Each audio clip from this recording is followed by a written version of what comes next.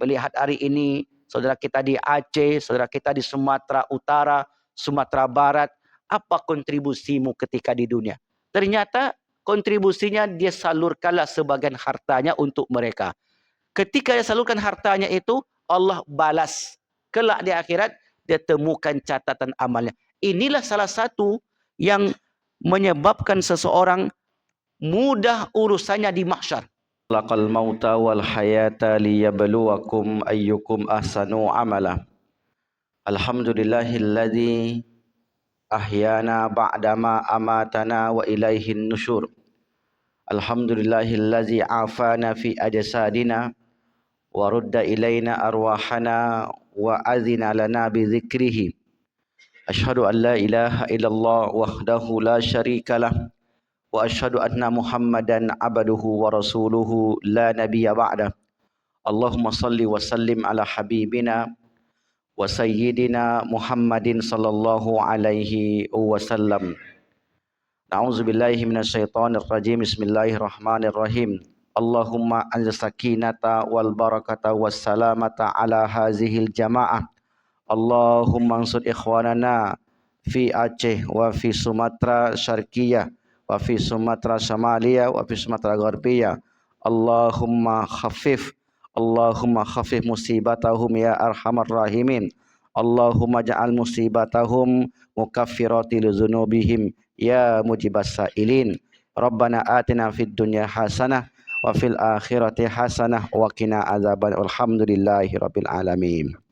Kaum muslimin, Bapak Ibu yang dimuliakan Allah Subhanahu wa taala, pagi yang sejuk dan dingin ini, alhamdulillah kita semua masih diberi kekuatan untuk menghadiri taman-taman syurga di dunia, yaitu halaqah zikir. Mudah-mudahan kita yang selalu hadir di masjid ini, Allah Subhanahu wa taala tulis sebagai amal ibadah yang kelak di akhirat amal-amal ibadah ini dapat menolong dikala kita mengalami kesulitan. Salawat dan salam tak lupa pula kita haturkan kepada junjungan alam Nabi besar Muhammad sallallahu alaihi wasallam. Allahumma salli ala Sayyidina Muhammad wa ala ali Sayyidina Muhammad.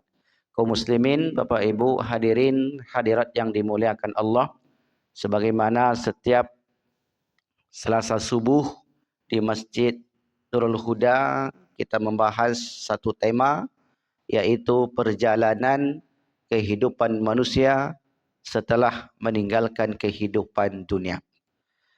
Pembahasan kita sudah hampir disampai fase-fase terakhir perjalanan akhirat. Namun sebelum kita melanjutkan pembahasan yang lebih jauh, kita mengingat kembali pelajaran-pelajaran yang telah lalu, yaitu 5 alam kehidupan yang dilalui umat manusia. Kehidupan yang pertama ialah kehidupan di alam ruh, kehidupan di alam arwah.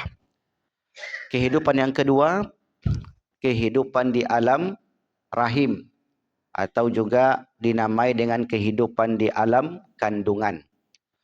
Lalu dari alam kandungan kita lanjutkanlah perjalanan itu menuju alam ketiga, yaitu alam dunia, alam nyata yang kita saksikan saat ini. Sebagaimana yang kita maklumi, kehidupan alam dunia adalah kehidupan yang sementara. Karena dunia bukanlah tempat kita tinggal, tetapi dunia tempat kita meninggal. Dunia bukan tempat tinggal manusia, karena setiap yang datang pasti pergi. Setiap yang hidup pasti merasakan kematian. Maka oleh karenanya, sebelum kita meninggalkan kehidupan dunia ini, mudah-mudahan kita bisa mempersiapkan perjalanan-perjalanan yang panjang tersebut, agar kelak di akhirat kita termasuk orang-orang yang beruntung. Amin ya rabbal alamin. Lalu dari alam dunia kita menuju alam yang keempat. Alam yang keempat ini termasuk panjang juga. Saking panjangnya, tidak ada satupun manusia yang tahu berapa kadar waktu yang dilalui. Allah hanya mengabarkan kepada kita bahwasanya kehidupan barzah itu batas akhirnya ialah hari kiamat. Wa min waraihim barzakhun ila yaumi yub'atsun. Di belakang mereka telah ada barzah, telah ada tembok yang memisahkan antara kehidupan dunia yang sudah dilalui dan kehidupan akhirat yang akan ia tuju. Maka setiap yang sudah meninggal hari ini, mereka berada di alam barzah.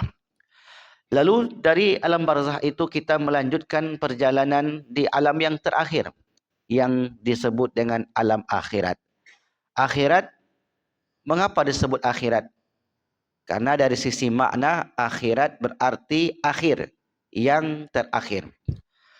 Allah katakan di banyak ayat, di antaranya surah Al-Kahfi, di mana Allah berfirman, wa tarakna ba'dahum bi ba'di wa tarakna ba'dahum yauma idzu yamuju bi ba'di wa nufikha fis-sur fajama'nahum jam'a. Setelah sangkakala itu ditiup, maka kami kumpulkan seluruh manusia.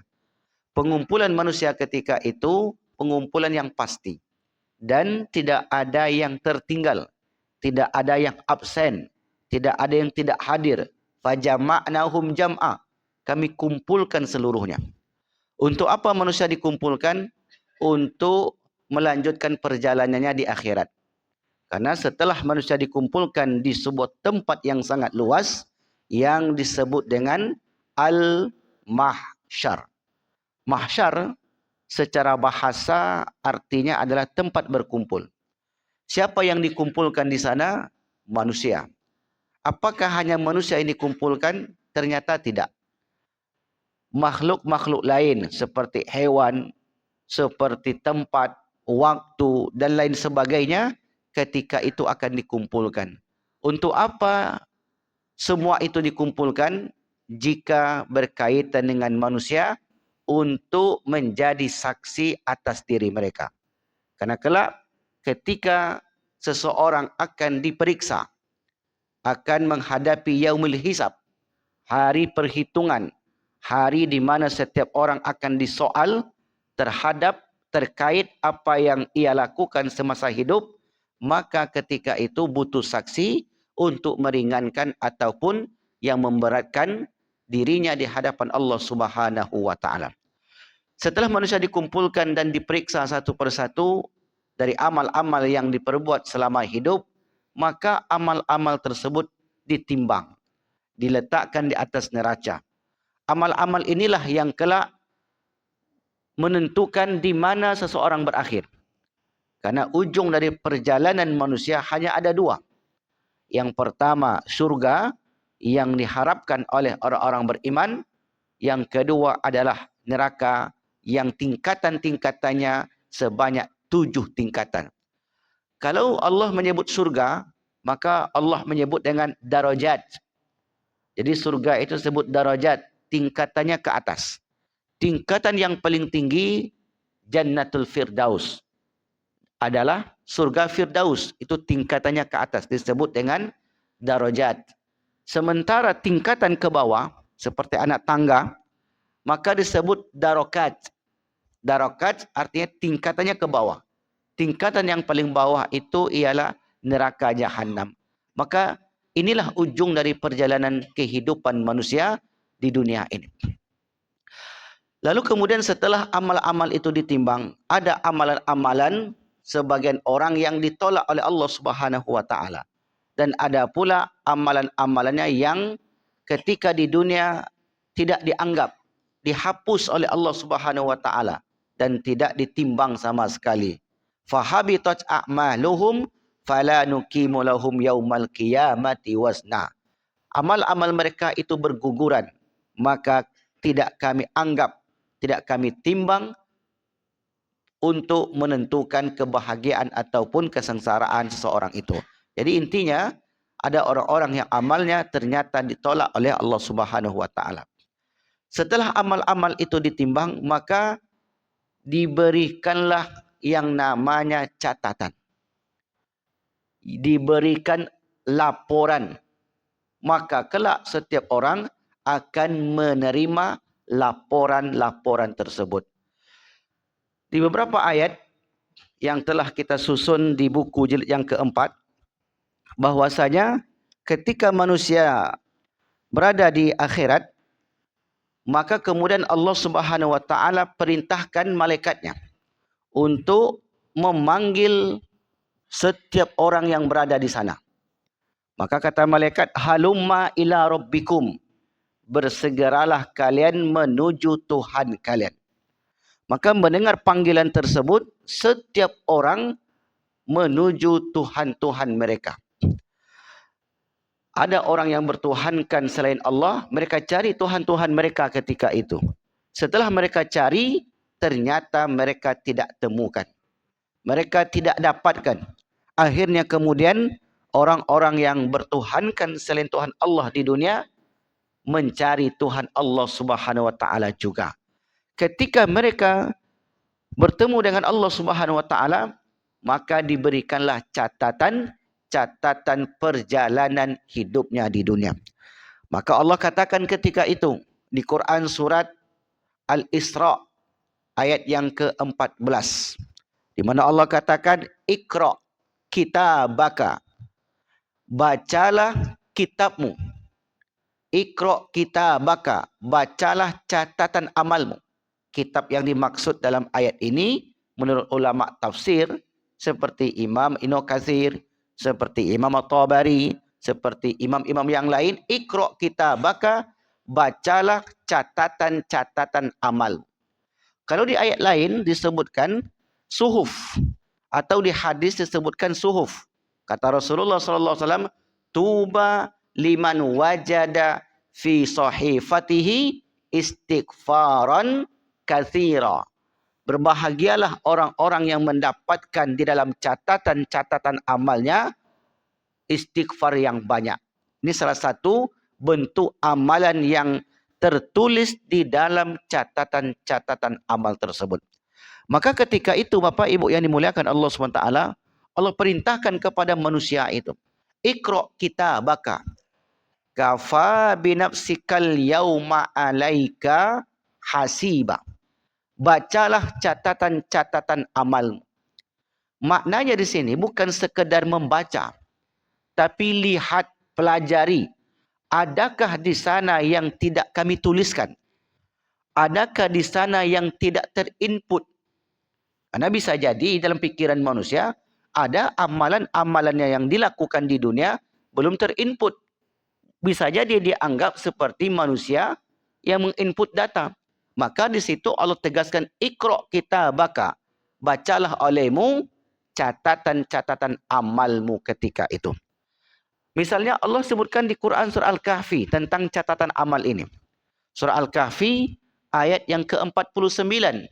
Wa wudi'al kitabu, maka diletakkanlah kitab. Kitab yang dimaksud adalah catatan perjalanan hidup manusia. Wa wudi'al kitabu, maka diletakkanlah catatan-catatan amal tersebut di hadapan setiap orang. Lalu fataral mujrimina musyfikina mimma fi, lalu engkau wahai Muhammad melihat orang-orang yang berdosa itu ketakutan karena di dalam catatan amal-amal itu ternyata tidak ada yang tertinggal. Ketika mereka mulai membuka catatan amal itu, catatan amal itu dimulai seseorang menginjak usia akil balik. Karena sebelum akil balik belum dihitung sebagai dosa. Atau ada beberapa keadaan seseorang itu tidak dicatat apakah dia beramal ataupun berdosa. Misalnya ketika ia gila. Atau misalnya ketika para nabi dan rasul belum diutus kepada mereka. Atau misalnya orang-orang yang mengalami kepikunan. Karena mereka tidak beramal. Kenapa tidak beramal? Karena tidak taklif. Akalnya tidak sempurna seperti yang lain. Maka ada beberapa catatan yang mana kelak catatan itu tidak diperhitungkan oleh Allah Subhanahu wa taala. Jadi yang dibaca, yang dilihat, yang diteliti ketika itu ketika seseorang sudah mencapai akil balik, kemudian akalnya sehat walafiat. Karena itu yang menjadi seseorang apakah nanti masuk neraka Allah ataupun tidak. Karena di situ dihitungnya pahala dan dosa. Maka Allah katakan, Iqra' kitabaka, baca olehmu, teliti olehmu, perhatikan isi catatan amalmu itu. Ketika mereka melihat catatan amalnya, fataral mujrimina musyfikin, engkau melihat Muhammad, orang-orang yang berdosa itu ketakutan terhadap apa yang sudah tertulis di dalam catatan-catatan amal tersebut. Lalu mereka berkata, ya wailatana, wa yaqulun, dan mereka berkata, ya wailatana, mali hadzal kitabi. Ini kitab apa? Kitab apa yang kau berikan kepada kami? Mali hadzal kitabi. Kami tak pernah menemukannya dulu di dunia. Karena orang-orang kafir tidak menyangka akan adanya hari akhirat. Tidak pernah mengira akan adanya menerima laporan-laporan catatan perjalanan hidupnya di dunia. Maka ketika itu mereka kaget. Kagetnya orang-orang kafir ketika itu menunjukkan mereka takut. Akhirnya kemudian karena takut menengok catatan kriminal. Kita nyebutnya catatan kriminal. Catatan yang menakutkan itu. Mereka akhirnya kemudian bermohon kepada Allah Subhanahu Wa Taala untuk dikembalikan ke dunia. Itulah permintaan-permintaan orang-orang yang menyesal. Karena ketika mereka melihat catatan amalnya, ternyata penuh dengan catatan-catatan hitam. Mali hadzal kitabi. Kitab apakah yang diberikan kepada kami ini, kata mereka. La yughadiru saghiratan wala kabiratan illa ahsaha. La, tidak yughadir, tertinggal. Saghiratan, yang kecil. Artinya yang kecil ini, yang dianggap itu bukan dosa, ternyata dosa. Yang kecil, yang dianggap itu hal-hal yang biasa, ternyata tidak ada hal yang biasa di dunia ini. Dianggap itu hanya sebagai candaan, ternyata tidak ada candaan di dunia ini. Semua yang dicandakan, semua yang diseriusin, apapun yang dilakukan oleh seorang di dunia, maka itu dicatat oleh malaikat. Bagaimana sistem pencatatan malaikat ini, Bapak Ibu? Dalam satu ayat Allah katakan begini.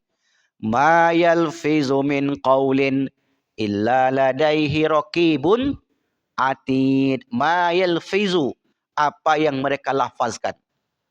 Berarti kalau yang disebut lafazkan, apa yang mereka ucapkan, kata ulama tafsir.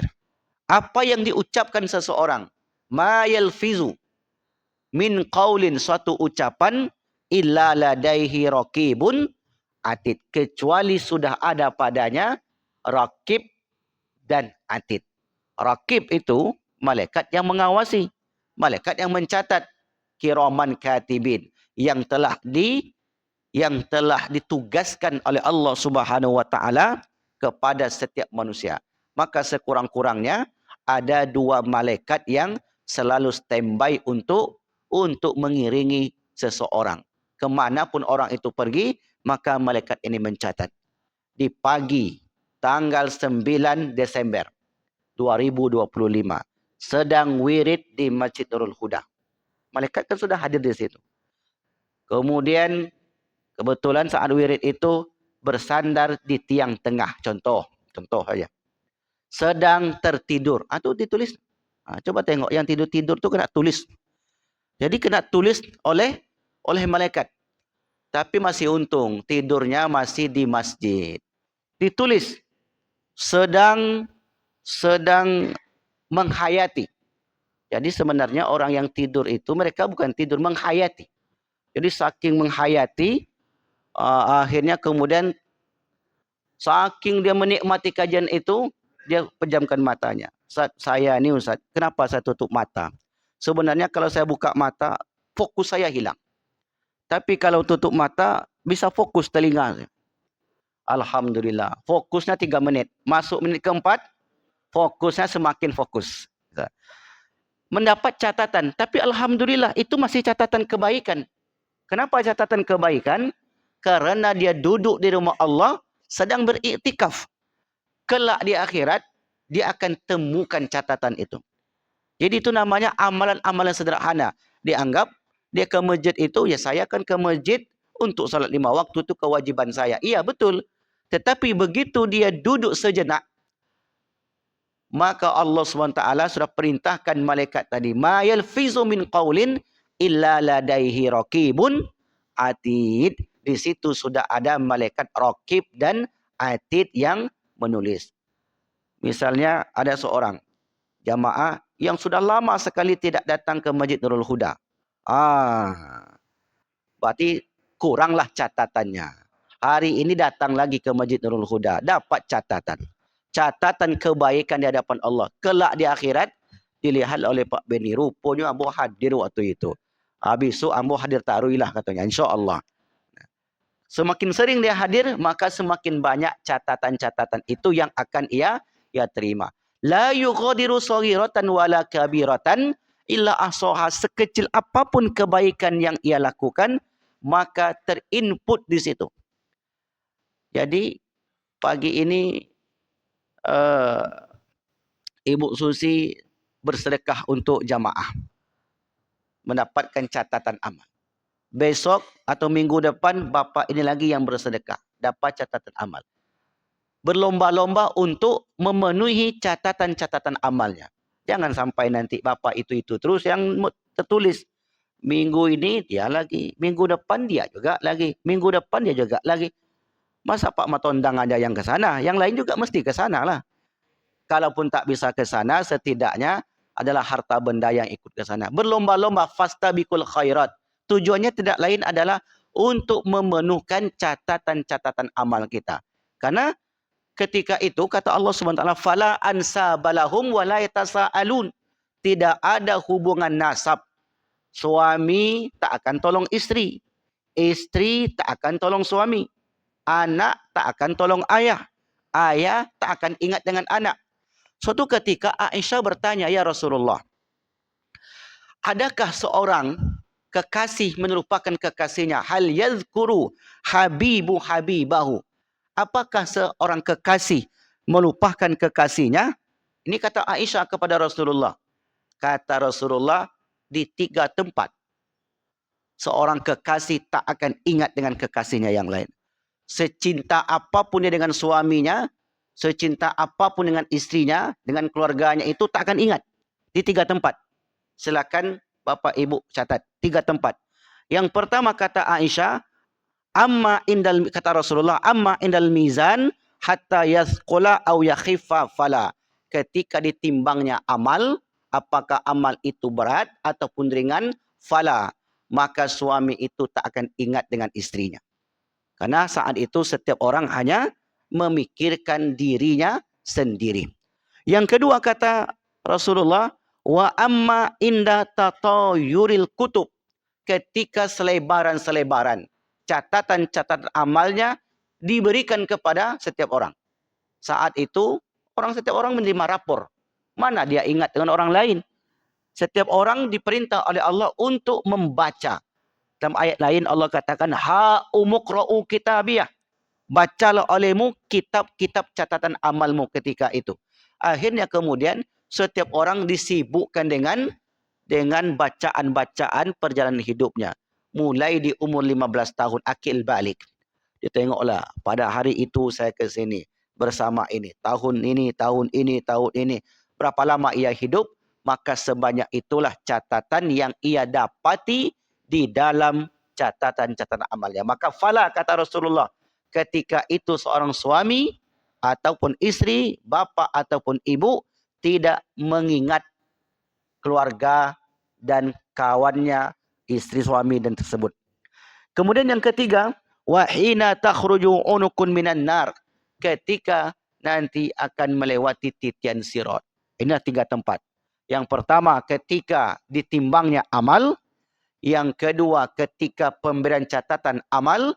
Yang ketiga saat melintasi titian sirat.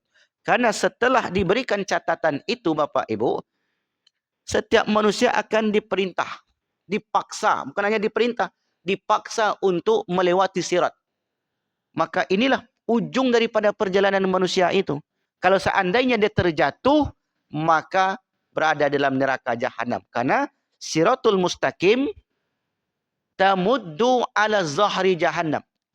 Siratul mustaqim itu terbentang di atas titian sirat. Maka ketika ia menemukan catatannya itu, disitulah mulai orang-orang yang amalnya kurang di dunia takut akan apa yang berlaku terhadap dirinya. Ini bagi yang kurang catatan amalnya. Tapi bagi orang yang catatan amalnya itu penuh dengan kebaikan, tidak ada rasa takut sedikit pun. Bahkan mereka bergembira. Wa amman utiya kitabahu biyamini. Siapa yang kami berikan catatan amalnya dari arah kanannya. Ini maknanya adalah catatan-catatan kebaikan yang penuh dengan amal-amal soleh. Wa amman utiya kitabahu biyamini. Diberikan dari arah kanannya. Apa kata mereka? Wa yanqalibu ila ahlihi masrura. Mereka akan dikembalikan kepada ahli keluarganya dalam keadaan bersuka cita. Ketika mereka temukan itu, oh ternyata nanti saya akan mendapati saya berada di surga ini, saya bersama si fulan ini. Diberikanlah wa amman fa amman utiya kitabahu biyamini fasawfa yuhasabu hisaban yasira wa yanqalibu ila ahlihi masrura. Kelak engkau akan dikumpulkan bersama keluarga-keluarga kamu dalam keadaan penuh kegembiraan. Apa tak senang hati dia? Ketika dia menerima catatan amal itu, semakin semangat untuk melintasi sirat. Karena ternyata keluarganya, istri atau suami, anak, cucunya juga mendapatkan catatan yang sama. Engkau akan dikembalikan bersama keluargamu dalam keadaan penuh kegembiraan, bersukacita, bersukaria. Sebagaimana ia dulu di dunia bergembira ketika keluarga besarnya berkumpul, maka di akhirat mereka juga akan bergembira. Namun kegembiraan di akhirat itu tidak ditentukan oleh unsur-unsur materi. Kegembiraan yang mereka dapatkan itu ditentukan oleh unsur-unsur amal yang dilakukan di dunia. Jika amal datuknya, moyangnya, cucu cicitnya ke bawah sama dengan pendahulunya itu, maka kata Allah, alhaqna bihim, kami pertemukan mereka. Jadi rupanya Bapak Ibu yang dimuliakan Allah, ketika kelak manusia menerima catatan amal itu, dia dilihatnya di sana. Walladzina amanu, orang-orang yang beriman, wattaba'athum, keimanan itu diikuti oleh zuriyatuhum, oleh anak cucu mereka. Biimanin alhaqna bihim, kata Allah, kami pertemukan mereka. Makna pertemukan di situ, kata Imam Ibnu Katsir atau Imam At-Tabari, makna kami pertemukan di situ, kami kumpulkan. Sebagaimana dulu mereka di dunia berkumpul bersama keluarga besarnya, bersuka cita, bersukaria, bahagia, maka kelak di akhirat kami akan kumpulkan juga mereka seperti mereka dahulu di dunia. Barometernya adalah keimanan kepada Allah Subhanahu wa taala. Tapi kalau perkumpulnya itu tidak dasari iman, maka Allah katakan begini, wa amma man utiya kitabahu wara'a zahri. Siapa yang diberikan catatan amalnya dari arah belakang, arah punggungnya. Fasaufa yad'u subura. Maka mereka berteriak mencela diri mereka masing-masing. Wa yasla sa'ira. Dan mereka dimasukkan ke dalam neraka sa'ir. Innahu kana fi ahlihi masrura. Karena dulu mereka di dunia juga bergembira. Tetapi kegembiraan mereka itu didasari kekafiran. Gembiranya bukan karena keimanan. Mereka tidak mengumpulkan amal-amal ibadah semasa hidup dunia. Begitulah proses pemberian catatan amal. Lalu kemudian Allah katakan, diletakkanlah catatan amal itu. Kemudian sebagian orang merasakan ketakutan yang luar biasa. Karena di dalamnya tidak ada satupun catatan yang tertinggal. La yughadiru saghiratan wala kabiratan illa ahsaha. Lalu kata Allah di situ, wala yazlimu rabbuka ahada. Tidak satupun seorang hamba dizalimi oleh Allah Subhanahu wa taala. Apa maknanya? Tidak satu pun amal ibadah kebaikan yang dilakukannya itu kecuali akan dibalas oleh Allah Subhanahu wa taala. Lalu bagaimana dengan orang yang dahulu di masa mudanya banyak catatan kriminal, banyak catatan-catatan hitam? Apakah mereka juga akan mendapati catatan itu? Atau catatan itu sudah dihapus, sudah diputihkan? Jadi begini Bapak Ibu, kalaulah orang itu bertaubat sebelum meninggal dunia, maka catatan-catatan kriminalnya itu dihapuskan oleh Allah. Ditiadakan, diputihkan. Walaupun dosanya itu membumbung hingga ke langit. Walaupun dosanya itu sebanyak isi bumi ini. Kalau dia datang kepadaku, maka aku akan ampunkan, kata Allah. Lau balagat dzunubuka ananas sama. Sekiranya dosa seorang itu membumbung hingga ke langit. Summa lakitani. Kemudian dia menemuiku. Maksudnya di dunia sebelum meninggal.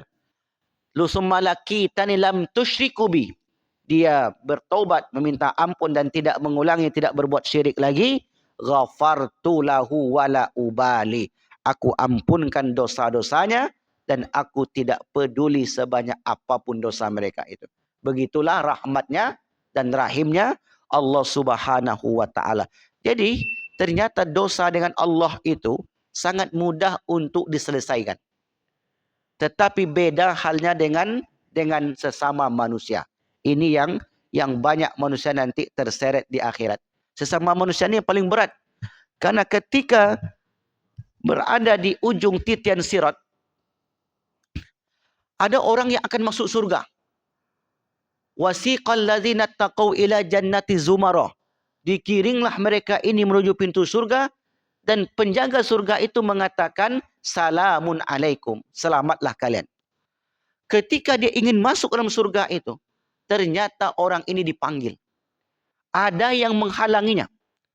Di antara yang menghalanginya adalah anaknya sendiri. Kenapa anaknya, Ustaz?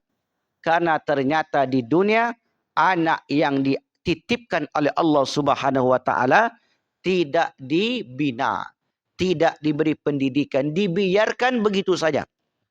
Tidak diberikan pendidikan yang baik, tidak diarahkan ke jalan yang baik, sehingga anak ini na'udzubillah menjadi orang jahat, menjadi orang pendosa sampai akhir hayatnya. Lalu kemudian anak ini nanti kelak akan minta kepada Allah, ya Allah, saya tidak redha orang tua saya itu masuk surga. Kenapa, kata Allah? Karena saya ini adalah kewajibannya. Saya ini adalah anaknya, dia memiliki kewajiban yang harus ia tunaikan. Dulu di dunia saya tidak pernah diarahkan untuk kebaikan.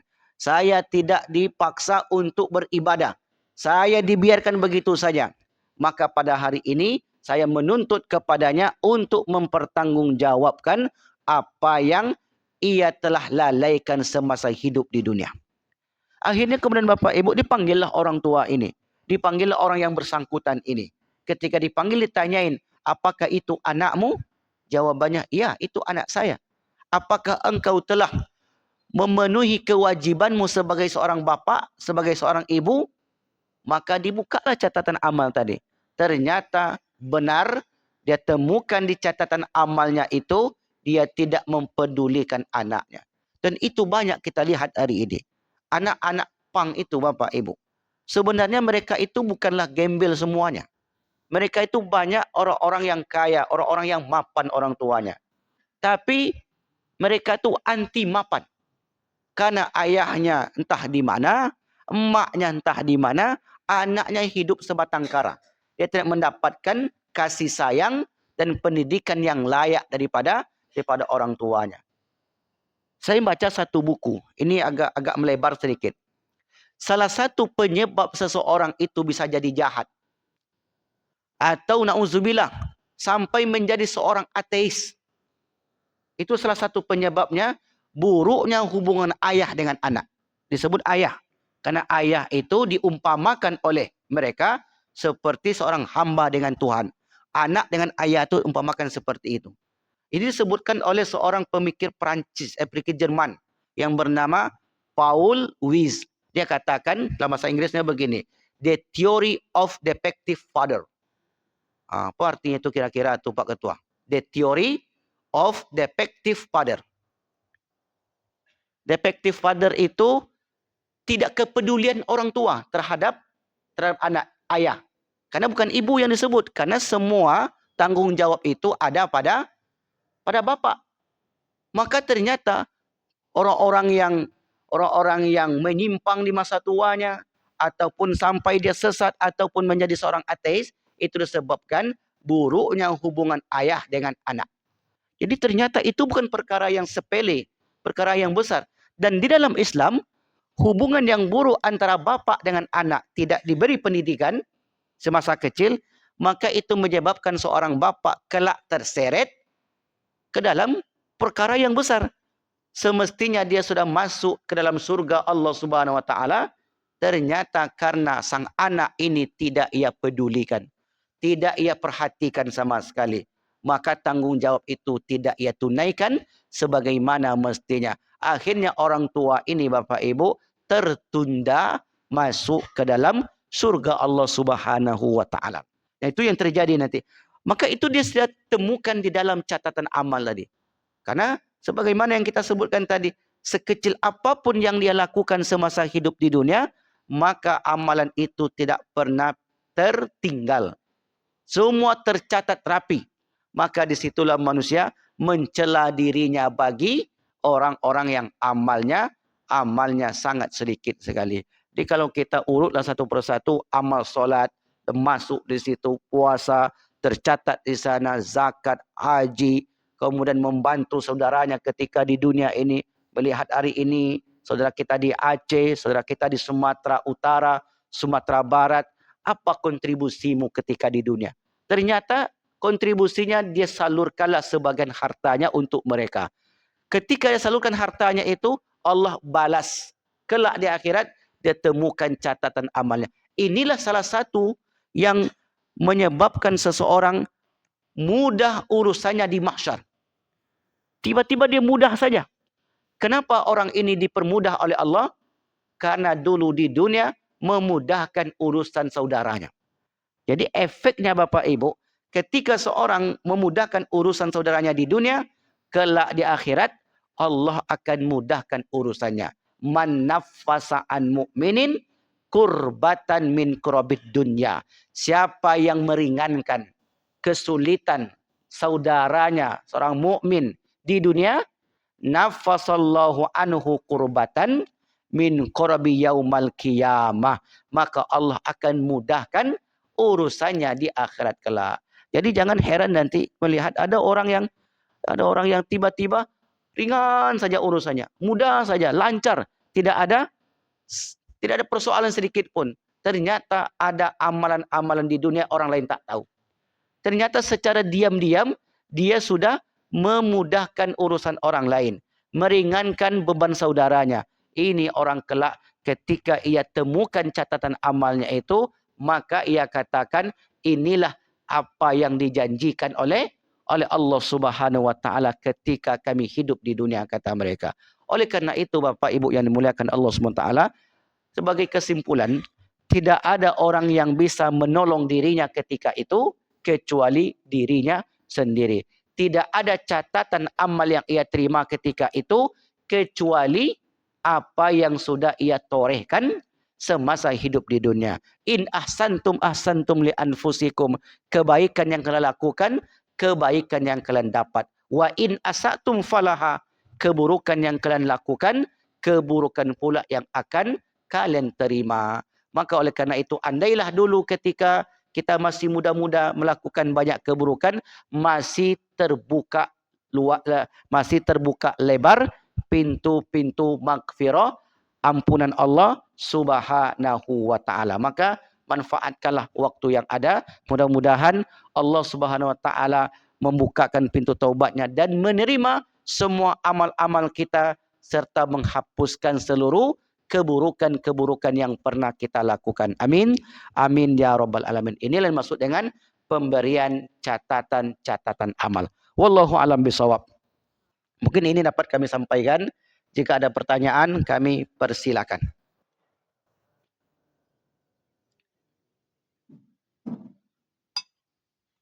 Assalamualaikum Ustaz. Waalaikumsalam warahmatullahi wabarakatuh. Pertanyaan bersama dengan Bapak Jadat. Baik. Nanti pada masa Ya. ketika kita menzalimi orang, Ya. kita menzalimi orang atau berhutang kepada orang, kita nanti akan mencari orang itu dulu, meminta maaf sebelum dia memaafkan kita belum bisa masuk surga. Ya. Nah, pertanyaan sebaliknya, kita yang dizalimi ini, ya, apakah juga akan menunggu orang itu supaya kita masuk surga? Baik. Karena dia nyari kita. Ya. Kalau kita dulu nanti dia sama kita. Ya. Atau kita dia datang ke dalam surga menemui kita. Ya. Terima kasih. Ya. Assalamualaikum. Waalaikumsalam. Ya, logikanya macam orang nagih hutang lah. Pas kita cari tak di rumah. Ada pula orang yang berhutang dengan kita. Pas dia cari kita tak di rumah pula. Ya. Jadi begini. Ketika yauma tubla as-sarair, pada hari itu setiap yang tersembunyi terlihat. Jadi artinya tidak ada apa namanya, kalau kita bertemu di jalan itu berselisih jalan. Tidak ada istilahnya berselisih jalan. Karena ketika itu semuanya sudah terkoneksi. Inilah logika saya, Pak. Karena yauma tubla as-sarair. Karena ketika itu tak ada yang tersembunyi. Jadi memang tampaklah si fulan dengan si fulan, si fulan dengan si fulan. Jadi ketika itu yauma tubla as-sarair. La takhfa minkum khafiyah, kata Allah. Tak ada yang tersembunyi ketika itu. Jadi kalau memang logika itu kita bawakan ke dunia, bisa jadi.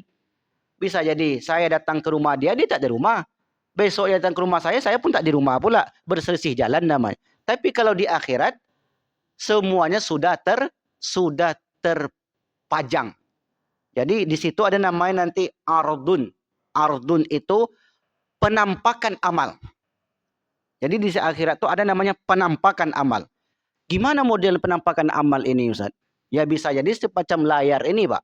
Jadi tampaklah amal. Dan setiap orang hanya memikirkan dirinya masing-masing. Ambo rupanya ada sama si fulan kok. Si fulan kok rupanya dulu persalahan sama ambo. Maka disitulah ia selesaikan. Kalau tidak ia selesaikan di dunia. Maka ketika berada di sebuah tempat namanya qantarah, di situ kata Rasulullah sallallahu alaihi wasallam, wa tu'khadhu hasanatuhu. Maka amal-amal orang ini, orang yang dizalimi tadi atau sebaliknya, maka diberikanlah kepada orang yang dizaliminya dulu di dunia. Jadi setiap orang yang menzalimi itu dia akan mempertanggungjawabkan kepada orang dizalimi itu. Andailah misalnya kita yang terzalimi. Apakah mereka mencari kita sementara kita sudah di surga? Kalau begitu logikanya berarti macam menerima bantuan BLT berarti ya. Apa ini dah selesai dia dah pulang ke rumahnya. Kan begitu kan logikanya. Jadi sebelum itu semua terjadi, sebelum seorang itu masuk surga, coba lihat di Quran surat, kalau tak salah surah Al-Hijr ayat 45. Wa ala sururim mutaqabilin. Wa naza'na ma fi sudurihim min ghillin. Kami cabut rasa iri dengki, rasa benci, segala persoalan dunia itu tidak ada lagi pada diri seseorang. Ketika mereka masuk surga, tidak ada persoalan lagi. Artinya sudah selesai. Coba lihat kalau tak salah Al-Hijr ayat 45. Wa naza'na ma fi sudurihim min ghillin ikhwanan ala sururim mutaqabilin. Kapan prosesnya kami cabut rasa iri dengki, rasa semacam rasa di situ? Kapan masanya? Ketika mereka sebelum masuk surga. Makanya nanti dalam surga tidak ada yang namanya cemburu, tidak ada yang namanya iri hati, tidak ada lagi persoalan-persoalan yang terkait dengan orang lain. Karena sebelum itu sudah sudah dituntaskan oleh Allah Subhanahu wa taala. Jadi begitu informasi yang kita dapat dari Al-Qur'an. Tapi kalau bicara teknisnya seperti apa, memang agak sulit.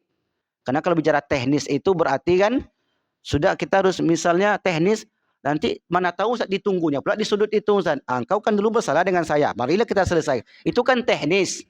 Nah kalau teknis ini memang persoalan akhirat berat untuk dijelaskan. Allah SWT memberikan garis besarnya. Nah, misalnya ketika itu kalau ada persoalan, maka diauratkanlah, ditampakkanlah amal-amalnya itu. Maka ketika dia lihat layar, mungkin bisa jadi layarnya itu ukurannya bisa jadi 1.000.000 meter, wallahu alam. Ini tak bisa pula kita gambarkan. Ada kemarin yang bertanya begini. Ini pertanyaan logika dunia. Malaikat kan memanggil manusia. Halumma ila rabbikum, kata malaikat. Muhtiina ila da'. Dipanggil oleh malaikat. Yang dipanggil ini seluruh manusia. Manusia itu jumlahnya tak tahu kita berapa banyak. Bisa jadi nanti 1 triliun. Bisa jadi 1.000 triliun. Wallahu alam. Kita tak tahu nanti berapa jumlah manusia. Taruhlah misalnya 1.000 triliun. Sementara malaikat itu yang memanggil dari depan. Pertanyaannya, kata orang ini, apakah yang di belakang sana dengar Ustaz? Perlu speaker nggak di situ Ustaz, kata dia. Karena yang di belakang sana kan nggak dengar tuh. Tadi kan kata Ustaz dipanggil. Marilah kalian menuju Tuhan-Tuhan kalian. Logika orang ini, lah yaudah yang belakang tuh besok Ustaz. Kan banyak manusia tuh, 1.000 triliun manusia. Sementara jarak 100 kilo saja sudah nggak bisa didengar, apalagi ribuan kilo. Kalau logika manusianya memang tak bisalah didengar. Tapi kalau kita cari cara untuk memahami itu mudah sebenarnya Bapak Ibu. Contohnya, kalau kita berangkat umroh, suara pembimbing kita itu tetap kita dengar meskipun pembimbing kita tidak di samping kita. Betul atau tidak? Pakai speaker telinga. Mungkin yang umroh pakai speaker telinga, walaupun pembimbingnya sudah jauh di depan, labbaik Allahumma labbaik, tetap terkoneksi ke telinga jamaahnya. Bisa jadi, akan bisa jadi. Bisa jadi di akhirat nanti setiap orang sudah ada speaker di telinganya. Sehingga malaikat itu tinggal ngomongnya sekali. Pergilah cepat kalian mencari Tuhan kalian. Nah kalau ini ingin kita cari jawabannya. Tapi insya Allah kita tidaklah sampai sedetail itu mempertanyakan. Kadang pertanyaan sebagian orang itu aneh Bapak Ibu. Kemarin ada lagi yang lebih aneh. Ustaz, kalau orang beriman masuk surga Ustaz, dia sudah mendapatkan nikmat, hidup senang, apapun tak dibutuhkan lagi. Karena di surga itu, apapun yang kita inginkan sudah datang. Jadi Allah sebagai pemberi rezeki itu nggak perlu lagi. Di neraka, orang yang masuk neraka, maka mereka mendapatkan azab. Kalau orang beriman sudah masuk surga, dan dia tidak butuh lagi kepada rezeki, kepada kehidupan, nggak ada mati hidup, di neraka juga demikian. Lalu kerja Tuhan apa Ustaz, kata dia. Jadi yang ditanyanya kerja Tuhan, Pak. Apa kerja Tuhan lah Ustaz? Kan rezeki sudah nggak perlu lagi. Allah sebagai yang menghidupkan, tak ada lagi yang lahir. Untuk mematikan, tak ada lagi yang mati. Bencana, tak ada bencana. Ini apa kerja Tuhan Ustaz, katanya. Jadi kata salah seorang jamaah itu bilang, kerja apa lah dipikirkan kan ya, jangan kerja Tuhan lah ya, katanya. Jadi terlalu melogikakan tadi itu. Ya, wallahu a'lam bishawab. Jadi begitulah. Karena di akhirat itu Bapak Ibu, Nabi menggambarkan begini, mala ainun ra'at, tak pernah dilihat oleh mata.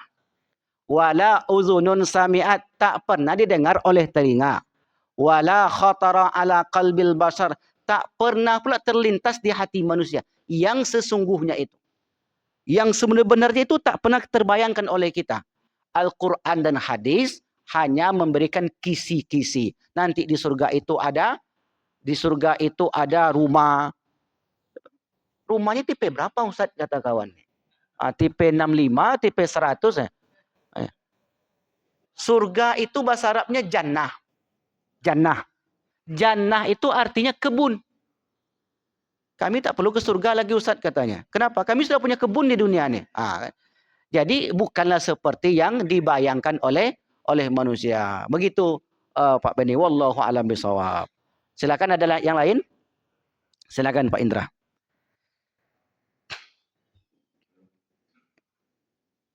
Dari penjelasan Ustaz tadi saya sangat tertarik. Baik. Kalau demikian berarti malaikat yang sangat dekat sama kita. Iya. Karena semua pelaku baik salah, dia tahu. Iya. Saya nggak tahu nih malaikat ini ada di mana. Iya. Iya. Iya. Yang jadi pertanyaan, begitu dekatnya Rakib dan Atid ini bersama kita di tubuh kita, kapan malaikat Atid ini tidak bersama kita? Dia menjauh. Baik. Yang kedua, Iya. bagaimana dengan sedekah jariah? Iya. Sedekah jariah ini kan yang manusia sudah mati, Iya. cuma pahalanya kan. Iya. Nah, ini bagaimana konsep malaikat rakibnya dengan sedekah jariah ini? Nah, terima kasih. Baik. Ya. Itu jawabannya bisa dengan dalil, bisa dengan logika nanti. Ya. Nah, yang pertama dengan dalil dulu. Ma yalfizu min qaulin illa ladaihi raqibun atid. Ya, di mana posisinya? Ya, posisinya yang selalu mendampingi manusia. Mendampingi di sini tidak selalu dipahami berada di samping kita. Mendampingi itu tidak selalu dipahami ada di samping kita. Raqib itu pengintai. Pengintai itu selalu samping kita atau tidak? Seorang yang bekerja di perusahaan, ini contoh Pak Ketua dulu, sebagai kepala PPT, apa PPT? Sebagai kepala perusahaan, dia PTP 5. Ketika dia mengawasi anggotanya, apakah selalu berada di samping anggotanya itu? Tidak. Bisa dengan sistem. Sistemnya sudah jelas. Sebelum pulang nanti cek caps lock, kemudian disiapkan CCTV, kemudian dibuatkan laporan-laporan. Nah, jadi kalau kita menjawab dengan logika tadi, bahwasanya tidak selalu yang disebut mendampingi itu berada di kiri kanan kita. Bisa dari jarak jauh, bisa dari jarak dekat, mendampingi. Saya menulis disertasi S3. Saya didampingi oleh dosen, seorang profesor. Apakah profesor ini selalu bersama saya atau tidak? Tidak selalu bersama saya, tapi jelas pendampingnya itu terus bersama saya sampai saya selesai. Jadi makna mendampingi itu atau berada di sisi kita tidak selalu betul-betul fisiknya yang berada di kiri kanan kita. Tetapi dia mengawasi dimanapun orang itu berada setiap saat. Bisa jadi di jarak dekat, bisa jadi di jarak yang jauh. Jadi tidak di dalam perut, tidak di dalam badan kita. Atau misalnya seperti dalam ayat dikatakan, saking dekatnya Allah itu dengan manusia, min hablil warid, lebih dekat daripada urat nadi kalian. Allah itu dekat dengan manusia, tapi lebih dekat daripada min hablil warid, kata Allah. Aku itu lebih dekat daripada urat nadinya. Bukan berarti Allah itu dalam tubuh kita. Ketika konsep yang dikatakan Allah dalam tubuh kita karena lebih dekat dari urat nadi, itulah terjadi konsep manunggaling. Pernah dengar manunggaling? Seseorang yang menyatu dengan Allah. Allah saya Allah. Di sinilah kekilan. Bukan begitu maksudnya. Jadi ketika Allah itu dekat dengan manusia, lebih dekat daripada urat nadi, bukan berarti Allah itu dalam tubuh kita. Tidak. Dia mengawasi. Makanya salah satu sifat Allah sebut muraqabah. Muraqabah dari kata raqabah. Raqib. Raqabah. Sifat Allah muraqabah.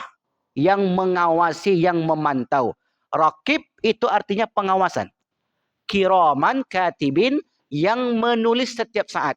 Dan tidak pernah berhenti. Sampai kapan? Sampai manusia itu meninggal. Setelah meninggal, yang dicatat bukan lagi amalannya yang dia lakukan itu. Tetapi yang dicatat adalah amalan yang sudah ia lakukan, ia tinggalkan dalam hidup dunia. Solatnya masih dicatat atau tidak? Tidak, karena tak ada solatnya lagi. Puasanya sudah tidak lagi. Kemudian apa yang berkaitan dengan personal. Kalau haji umroh, jika diniatkan oleh orang yang hidup, ayah meninggal, diniatkan oleh anaknya, kebetulan anaknya umroh, maka niatnya itu dicatatlah oleh malaikat yang mendampingi sang anak itu, dan catatan itu diberikan untuk orang yang sudah meninggal tadi. Saya ulang lagi. Mereka itu berhenti mencatat kita kapan? Setelah meninggal. Karena ke Masjid Nurul Huda tentu tidak ada lagi ini catatnya, sudah tidak ada orangnya. Ikut wirid, baca Quran, salat, puasa, dia sudah tidak lakukan lagi. Tapi ada amalan-amalan ketika anaknya, keluarganya, kawannya melakukan itu dan dia niatkan untuk almarhum, maka kemudian malaikat yang bersama orang itu mencatat kebaikannya. Oh, ternyata amal kebaikan ini dikhususkan untuk almarhum. Oh, ternyata sedekahnya ini dikhususkan untuk almarhumah. Oh, ternyata hajinya yang tahun ini rupanya haji badal. Saya niatkan untuk ayah saya. Oh, ternyata umrohnya ini umroh badal. Diniatkan untuk saya. Nah, inilah amalan-amalan yang terus bertambah bagi si mayit. Bagi orang yang sudah meninggal. Nah, jadi nanti di akhirat bagaimana Ustaz catatan ini? Apakah ketukar-ketukar, keliru? Tentu tidak, karena sudah dikhususkan ketika di dunia. Niatnya untuk siapa? Untuk si fulan. Maka di situ penting niat dalam beramal. Penting niat itu Bapak Ibu. Pagi ini misalnya seseorang yang bersedekah untuk jamaah, besok si fulan yang bersedekah. Pastikan di awal niatnya untuk siapa? Karena niat itulah yang menjadi barometer amal itu diterima atau tidak. Dan niat itu menjadi barometer untuk siapa amal itu dilakukan. Begitu yang saya pahami Pak Indra. Baik, tafadhol. Perbuatan sholat itu kan berpahala. Cuma kalau kita masih berencana, kan juga malaikat terakhir juga mencatat kebaikan. Ya. Bagaimana pada posisi manusia ini yang melamun, melamunnya kan setengah sadar, ada sadar setengah sadar. Ada yang melamun yang baik-baik. Ya. Apakah mereka terakhir mencatat kebaikan? Kalau tidak sadar lagi berhenti. Ya. Tidak sadar. Ya. Cuma lebih bagus. Tidak sadar lebih. Ya. Apakah mereka terakhir mencatat sebagai kebaikan? Baik. Ya. Jelas konsep yang dicatat itu adalah konsep amal ibadah. Kalau tidur, mimpi dalam tidurnya itu, bukan itu yang menjadi substansi. Tetapi yang dicatatnya itu tidurnya itu. Tidurnya itu tidur ibadah atau tidak? Ternyata tidurnya itu tidur ibadah. Maka dicatatlah selama dia tidur termasuk dalam ibadah. Sebelum tidur dia berdoa, berwudu dan sebagainya. Oh, ternyata tidurnya itu dinilai ibadah. Iya. Tidurnya seorang muslim itu dinilai ibadah. Kalau dia di masjid Ustaz tetap ibadah.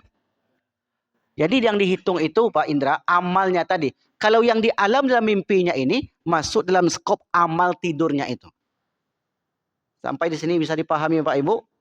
Ya. Nah, yang melamun-lamun tadi ya sama juga lah seperti itu. Silakan Pak. Silakan. Waalaikumsalam.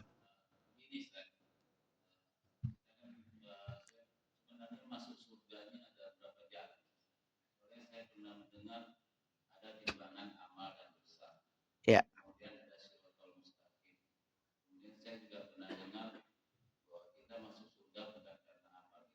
Ya. Iya. Iya. Iya. Waalaikumsalam. Itu tidak salah. Masuk surganya manusia karena ridho Allah. Dan Rasulullah itu masuk surga juga karena ridhonya. Cuma pertanyaannya, bagaimana cara untuk mendapatkan ridho Allah?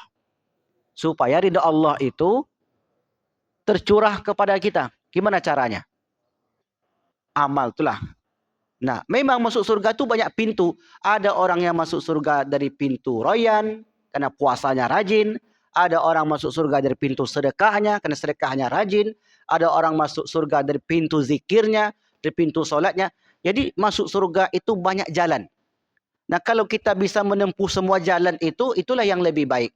Tapi kalau tidak bisa, jangan pula tidak ada sama sekali.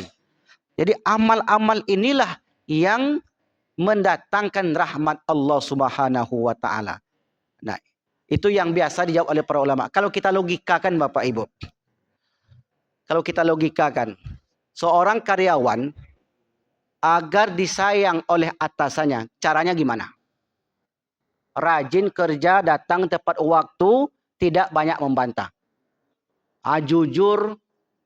Nah, inilah cara seorang karyawan untuk mendapatkan kesenangan hati atasannya. Keredoan atasannya. Begitu juga dengan manusia. Dia datang 5 waktu ke masjid, membaca Al-Quran, dan lain sebagainya. Ini adalah amalan-amalan kita untuk menggait ridha Allah Subhanahu wa taala. Karena ridha Allah tak mungkin tiba-tiba langsung turun. Tidak ada amal, tidak ada kebaikan, tidak ada yang dibanggakan, tiba-tiba dia mendapat ridhonya. Maka di sini nanti akan kena konsep keadilan Allah Subhanahu wa taala. Karena Allah akan membalasi seseorang sesuai yang ia lakukan. Begitu, Pak. Ya, ada lagi silakan.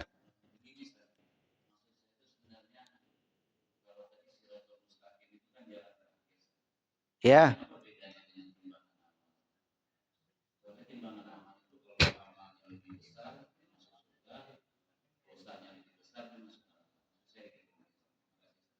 Baik. Siratul Mustaqim itu di ujung perjalanan akhirat. Sementara timbangan amal itu sebelum itu. Ya, orang yang beramal, timbangan amal kebaikannya banyak. Fa amma man thaqulat mawazinu, timbangan amal kebaikannya banyak.